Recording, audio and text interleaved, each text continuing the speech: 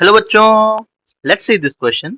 Explain the structure of ClF3 on the basis of VSE pair theory. तो इस question में बच्चों हमें पूछा गया है, हमें ClF3 का स्ट्रक्चर को एक्सप्लेन करना है on the basis of VSE pair theory. तो इस क्वेश्चन को सॉल्व करने के लिए बच्चों हमारे पास एक की कॉन्सेप्ट है। की कॉन्सेप्ट क्या है बच्चों? की कॉन्सेप्ट है VSE पेयर थ्योरी।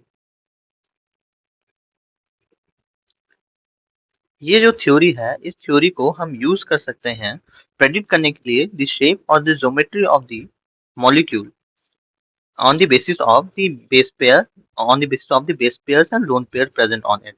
Okay, तो बच्चों अभी आइए हम ट्राई करते हैं ClF3 का स्ट्रक्चर को एक्सप्लेन करने के लिए।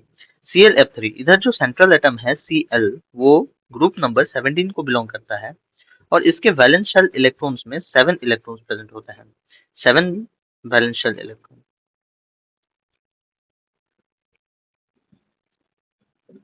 7 वैलेंस शेल इलेक्ट्रॉन प्रेजेंट होते हैं और इधर जो फ्लोरीन है उसका सराउंडिंग एटम, इसका जो वैलेंसी है वो है 1 वैलेंसी। तो बच्चों ये जो 7 इलेक्ट्रॉन्स हैं, इन 7 इलेक्ट्रॉन्स में से 3 इलेक्ट्रॉन्स तो हम यूज कर लेंगे बेस पेयर फॉर्म करने के लिए और बॉन्ड पेयर फॉर्म करने के लिए।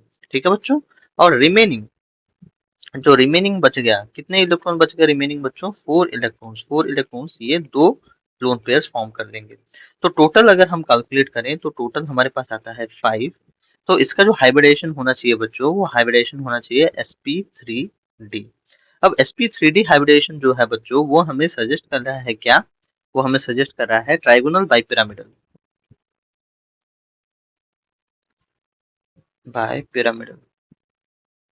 Middle geometry geometry. बट हमें पता है बच्चों, जो लोन पेयर्स होते हैं वो शेप में अपना कंट्रीब्यूशन नहीं देते। तो हमें लोन पेयर्स के बिना ही शेप डिसाइड करना होगा। और ट्राइगोनल बाइपिरामिडल अगर हम बनाने की कोशिश करें बच्चों, तो Cl के केस में अलग अलग से कलर्स बना देता हूँ। Cl के केस में जो फ्लोरीन्स होते हैं वो ऑक्यूपाई करते हैं बच्चों the axial positions like this. और एक जो फ्लोरीन होता है बच्चों, वो ऑक्यूपाई करता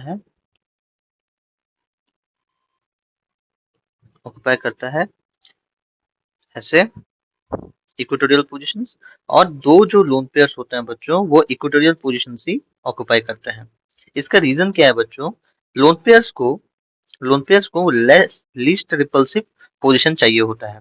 तो इस केस में इक्वेटोरियल पोजीशन में ही लेस लीस्ट रिपल्सन होगा। तो इसी वजह से लोन पेयर्स वो एग्जिस्ट करते हैं इन दी इक्वेटोरियल पोजीशन और बन जाता है the shape of the ClF3 T shape.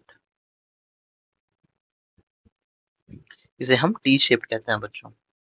Hope you understood this well. Thank you.